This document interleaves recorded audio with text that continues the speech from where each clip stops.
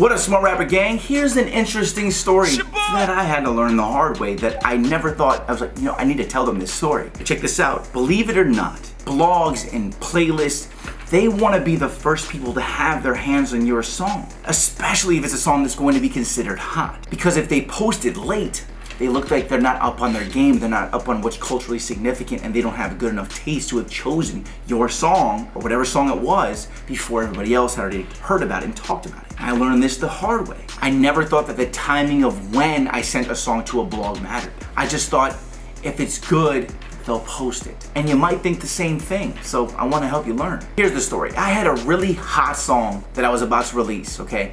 And at the time, I was really good friends with Justin Hunte, who was the editor-in-chief at HipHopDX. He's the guy who does the breakdown. And we were in the gym every day, like 5-6 days a week, in there every morning at 7 a.m. Like, we're like really good friends at this time. And by the way, he no longer works for HipHopDX, but he did at the time. And I'm thinking, okay, surely he'll post this song for me on HipHopDX. I see him every day. Because I absolutely hate asking anyone for favors. I waited until about 6 days after the song even came out. Like, I saw him every one of those days. I could have asked him any one of those days, but I was like, it's just one of those things you go to ask somebody something, like, you know what, nah, like, I know that he's gonna say yes, but I don't want to ask. So I asked him about 6 days late, after the song was already out for 6 days. And then he said, when did the song release? I said, last week. And he explained to me exactly what I said at the beginning of this video. He said he easily would have posted it for me if I would have given it to him before it released. Now, HipHopDX would have looked late on posting it. So he's like, I can't do it now. It's like, sorry man, let me know next time. What the fuck? I was like, whoa, like what a moment to like learn that. I was like, you gotta be kidding me, because this is something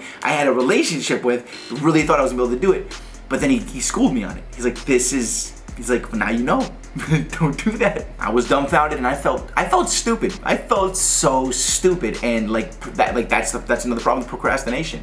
But it taught me a very valuable lesson, because I suddenly realized how all of the hip hop and the music blogs and the playlists work. It's almost like they don't even want to hear it the day of release. You'd have a higher chance of getting them to post stuff if you gave it to them before it released, because now it seems more special and like you gave it to them like nobody else has this yet. And they feel special hearing it, you know what I'm saying? Think about that. Wouldn't that increase the chances of you getting your song posted? And you might be thinking, well, if I sent it to them before it came out, then they may leak the song before it comes out. You're worried about them giving your song out to more people?